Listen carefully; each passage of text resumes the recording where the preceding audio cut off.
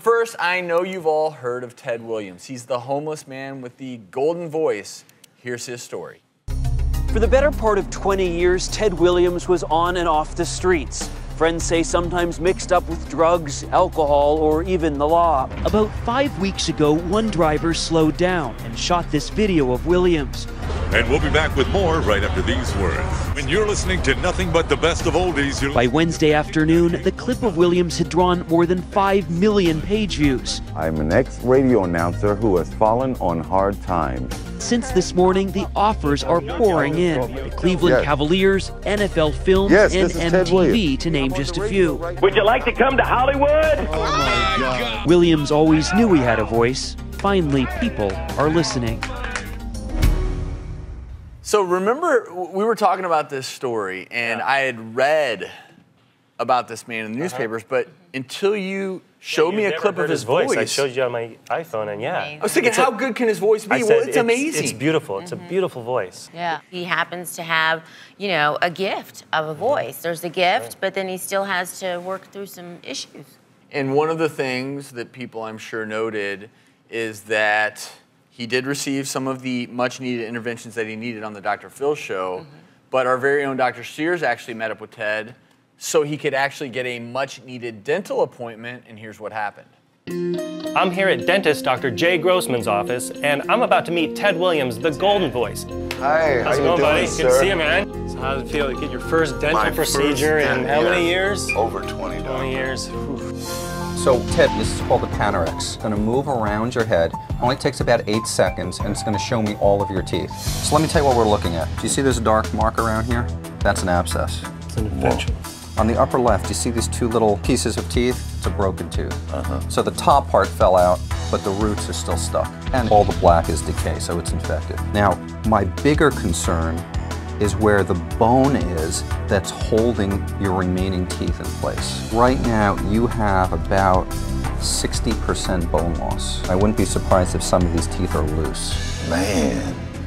See, now all the white that you see that's at the top of the teeth, this is a buildup of plaque.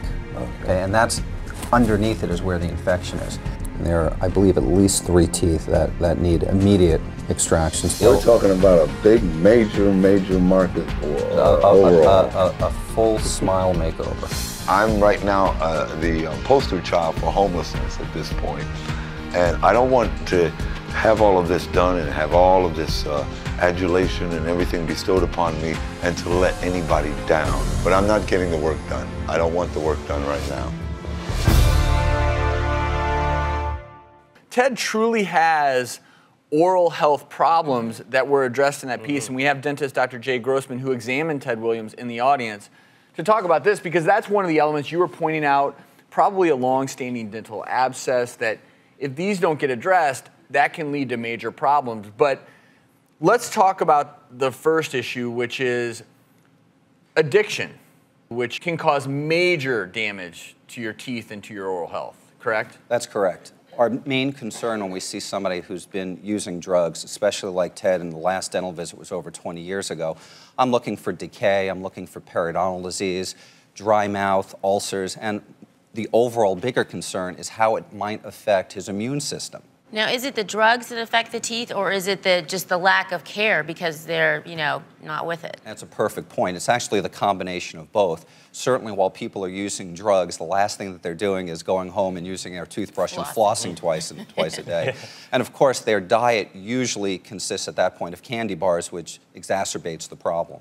Ted has an amazing voice. And that's Was there concerns that this would change his voice? We started talking about that in the office, and that's when I think the first shades of doubt came into his mind, is when you said this might change his voice, right? Correct. In fact, Jim, you and I chatted before he showed up, and we said, well, what can we expect? And I said, well, on the simple side, maybe it's a cleaning and a whitening and we're done.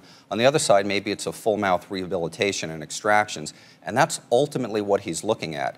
I'd be hard-pressed to actually save any of those remaining teeth. And my biggest concern is now we have somebody who'd be fully edentulous, and their voice is going to change appreciably. The last thing I'd want to do is give him, let's say, a removable denture that would change the volume of air in his mouth and possibly change his voice radically. And for people who are trying to figure out why, When you make a sound, the air from your lungs goes up, rises through your vocal cords, and obviously that's where a lot of his melodious tones are coming from. But then it travels up, out through your mouth, and anywhere along that path can affect your voice. And your tongue and your nose and your teeth and all the structures in there. It's a big resonating chamber.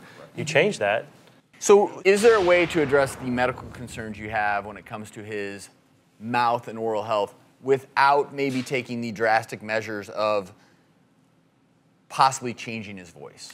Sure. My biggest concern when I saw him is that there were 3 teeth that needed immediate extractions because they're abscessed, which means his immune system right now is being compromised. So in the ideal world, I wanted to take care of that the day that I saw him. However, he was overwhelmed. And we are highlighting such an important issue here, and that is poor dental health amongst people who don't have resources or who are homeless. And I want you to tell us about charity Homeless Not Toothless. Homeless Not Toothless is now celebrating its 20th year. It's a program I started in Brentwood, and I'm thrilled that, now 20 years later, my office alone has done over $2 million worth of pro bono work, and that doesn't count the dozens of my colleagues who've been very, very generous with their time to help participate in actually ending the cycle of homelessness through quality dental care.